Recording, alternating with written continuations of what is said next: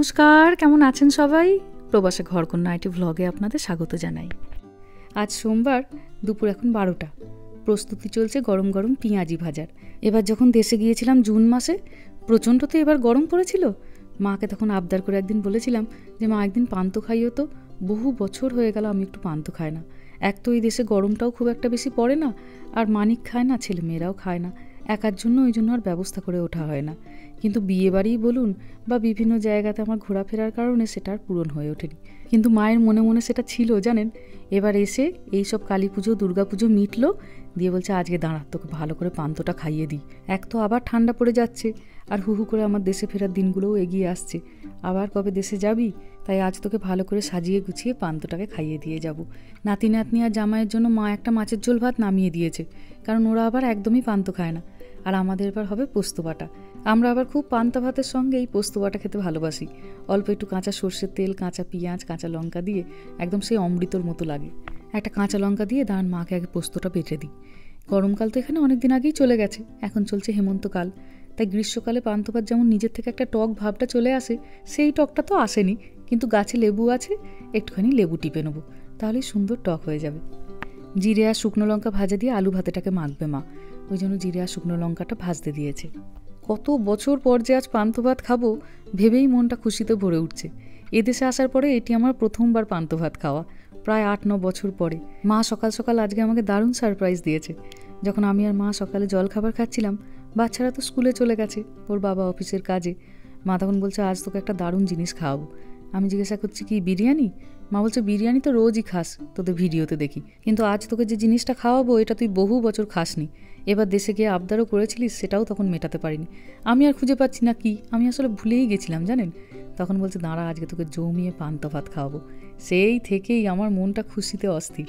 ছেলে মেয়েদের জন্য একটা মাছের ঝোল ভাত প্রথমে মা রান্না করে দিয়েছে, কোনো আর থালে পিছুটান রইল না। এবার আমাদের পান্তা ভাতের প্রস্তুতি চলছে। দাঁড়ান দেখি নুন ঝালটা ঠিক আছে কিনা। দুর্দান্ত হয়েছে। একটু আগের থেকে প্ল্যান করলে একটু ইলিশ মাছও এনে রাখতাম, কিন্তু আমাদের এখানে মাছের দোকানগুলো বড় দূরে দূরে তো, আর আজকে আবার সোমবার, উইকডেজে তো মেহার বাবা মোটে বাজার দোকান যাবে না। তাই ঘরোয়া যা যা জিনিসপত্র আছে তাই দিয়েই হবে আজকে আমাদের মা মেয়ের পান্তা ভাতের পিকনিক। চলুন, মোটামুটি এই দিকটা হয়ে গেছে। নেবো এবার একটা লেবু গাছ থেকে, আর একটু লেবু পাতা। লেবু পাতা পান্তা ভাতে মেখে খেলে অপূর্ব সুন্দর গন্ধ হয় গোটা ভাতটা জুড়ে। তাই দুটো লেবু পাতা নেবো আর একটু লেবু নেবো। কেমন ঠান্ডা হাওয়া দিচ্ছে দেখছেন। তবে আজকে একটুখানি আবার রোদ উঠেছে, ভাবছি বাইরেটা এসে বসে পান্তা ভাত খাবো।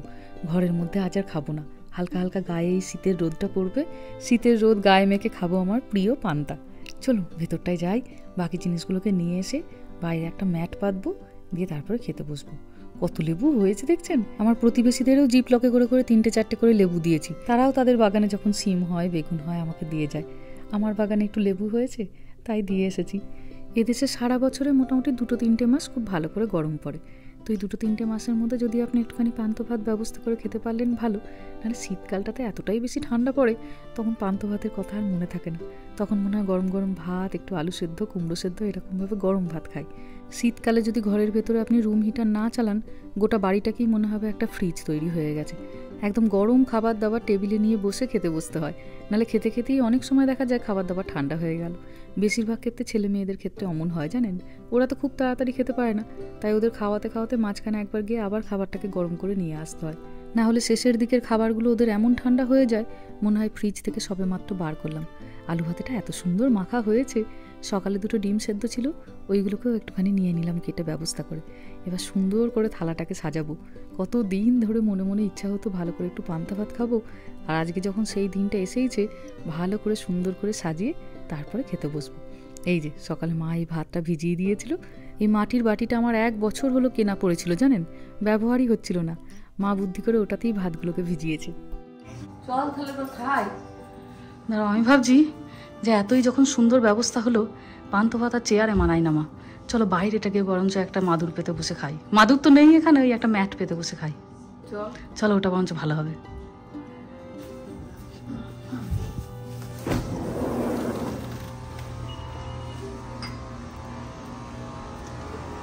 যা যা রোদটা চলে গেল, ওই দেখুন ওই দিকটা সরে গেছে। শীতকালে এই এক মুশকিল, এত তাড়াতাড়ি এখানে দিন শেষ হয়ে যায়।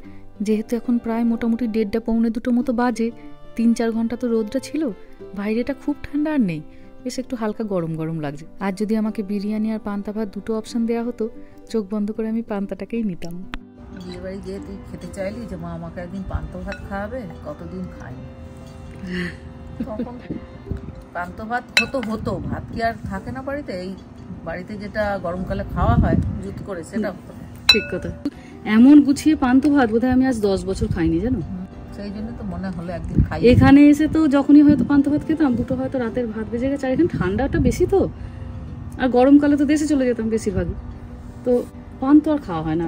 মাইক্রো ওভেনে গরম করে একটু যত্ন করে পান্তা না খেলে ব্যাস এখন না, পরে না বাবা লাগলে আর দিতাম না। লেবু পাতা মাখ দুটো, ভালো লাগে। লেবু পাতা মাখবো না? হ্যাঁ, খেয়ে দেখ টক হয়েছে কিনা, নাহলে একটু লেবু মেখে না। ভালো লাগছে। আর লঙ্কা দি? হ্যাঁ, ভাজা লঙ্কা খাবো আমি, কাঁচা লঙ্কা খাবো না। কাঁচা লঙ্কা খাবে না? না, আমার ভাজা লঙ্কাটাই ভালো লাগে। লেবু পাতাটা চটকে নিলে আরো সুন্দর সেন্ট আসবে। আমি অনেকদিন খাইনি তো, আমি ভুলে গেছি ওই জন্য। দেখো, আমাদেরও এখন কমে গেছে সব খাওয়া। ঠিক কথা। তো খুব গরম পড়লে তোর বাবা রাত্রের দিকে বলে যে দুপুর থেকে একটু ভাত করে রেখো, জল ঢেলে দিও। এখন পশ্চিমবঙ্গে যা গরম পড়েছে, পান তো একটু তোমাকে খেতেই হবে, নাহলে পেটটা ঠান্ডা হবে না। অমৃত। লেবু পাতাটা দিতে তো স্বাদ একদম 10 গুণ বেড়ে গেল। অমৃত। মাছিটাও খেতে চলে আসছে পান্তা ভাত। ও তো আর পায় না এসব জীবনে।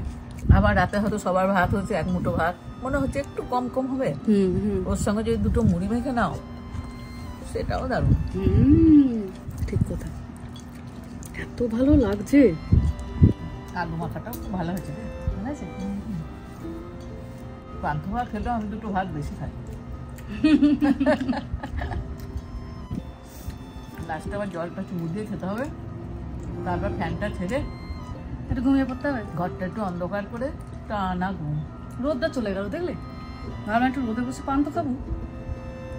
তোদের এখানে এখন তো এবার শীতকাল এসেই যাচ্ছে, রোদ কমে যাচ্ছে। এত ভালো লাগছে খেতে, অমৃত। পোস্ত বাটা দিয়ে পান্তা ভাত, তার সাথে আলু মাখা, তার সাথে পেঁয়াজ, তাও তো বড়াটা বেসন দিয়ে হয়েছে। এটা যদি মুসুরির ডালে করতিস, বাবারে। আমার একটাই শুধু কি ভয় হচ্ছে বলতো, ভাতটা না আমার শেষ হয়ে যায় এক্ষুনি। দুটো আছে, আমি ওই ভয় খেতে পারছি না যে এক্ষুনি যদি আমার ভাতটা শেষ হয়ে যায়। খা আমি থাকতে করে আর একদিন খাইব না। হ্যাঁ, আমার মাছ মাংসতে দরকার নেই মা, আমাকে প্রত্যেক সপ্তাহে একবার করে এমন করে পান্তা খাইয়ে দিই। প্রত্যেক সপ্তাহ হবে না, এর খাটনি আছে।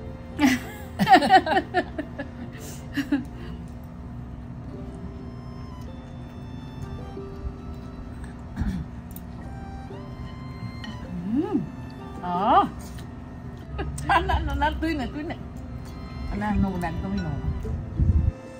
দুদিন পরে আমি জমিয়ে বাঁধতে পারতাম। বাড়িতে সবসময় বড়া ভাজা না হয়ে উঠলো, আমাদের ওখানে চপ পাওয়া যায়, দোকান থেকে চপ নিয়ে আসতে হলে। ঠিক কথা। ভাই পান্তা ভাত রাজা খেতে পারে না, ওরা মুড়ি টুড়ি দিয়ে খেলো। ভাত থাকলে দেশের দিকে আমার তো মন পড়ে থাকে, চপ পাওয়া যায়, ওইটা একটা বড় সুবিধা। ঠিক কথা। মাছের ঝোল ভাত তাদের নষ্ট হয়ে গেল। এবার চাচি কুচি তো পরিষ্কার, খুব ভালো খেলাম, মনটা খুশি হয়ে গেল। পেটটা বলছে আর জায়গা নেই, আর মনটা বলছে একদম ছাড়তে নেই। না, মুখটা বলছে আর একটু দাও। কতদিন পরে যে এরকম বাইরেটাতে এসে একটু মাদুর পেতে বসে খাচ্ছি। তুমি এবার থেকে বছরে একবার করে এসো মা, দেশের বাড়ি প্লিজ। হ্যাঁ, তুমি এবারে বছরে একবার করে এসো পান্তা ভাত খাওয়ার জন্য। এরকম উঠোনে বসে বসে পান্তা ভাত খাবো তো জানে। মাই পারে এগুলো, বল সবাই তো ভালো মন্দ খাওয়ায়, পান্তা ভাত তো মাই পারে খাওয়াতে। আমার মনটা সেই থেকেই কড়কড় করছিল, খেতে চাইলি দুটো পান্তা ভাত, আমি খাওয়াতে পারলাম না মেয়েটাকে। চলো, খুব ভালো খেলাম, দারুণ খেলাম, দারুণ। এবার গিয়ে পেটটা এমন ভরেছে আর মনে হচ্ছে বিছানায় যেতে পারবো। এবার গিয়ে দুটো বালিশ নিয়ে এখানে শুয়ে পড়বো সুন্দর। আধ ঘন্টা পরেই তো ছেলেটা, সন্ধ্যের আগে তুমি আমাকে আর ডাকবে না। আমাকে তো এখন আবার আমাকে আনতে যেতে হবে। হ্যাঁ, তোমাদের তো কাজের চাপ আছে বাবা। কিছু করার নেই, এটাই জীবন। তোমরা ছোট ছিলে, আমরা করেছি, এখন তোমার ছেলে মেয়েরা ছোট, তোমায় করতে হবে। আমি আমার ছেলে মেয়ে মানুষ করছি, তুমি তোমার ছেলে মেয়ে মানুষ করো। একদমই ঠিক কথা। চলো, আর এই দুটো ভাত রেখেই বা কি করবো? না আমি নেবো না বাবা, আমি নিয়ে নিচ্ছি। হ্যাঁ নিয়ে নাও, তুমি পোস্তটা নিয়ে নাও। আর কার জন্যই বা এই দুটি ভাত রাখি? হ্যাঁ থাক থাক, মানিকে আলু ভাতটা দিস একটুখানি না নিলে তো। ওর অবশ্য ফুলকপি আলু মাছের খুব সুন্দর করে, তো ভালো করে মাছের ঝোল করেছো, খুব ভালো করে মাছের ঝোল করেছে। আর পেঁয়াজিগুলো মানিক তো ভাজতে ভাজতেই খেয়ে নিয়েছে গোটা চারে, আর চারটে দিলেই হবে। ওটা লেবু পাতা আরেকটা নিই। ভাজা লঙ্কাটা খা, ওটা দিয়ে খেলে বেশি ভালো লাগবে। ভাজা লঙ্কা, হ্যাঁ ভাজা লঙ্কাটা, ভাজা লঙ্কাটা দিয়ে খায়, সেন্ট আলাদা।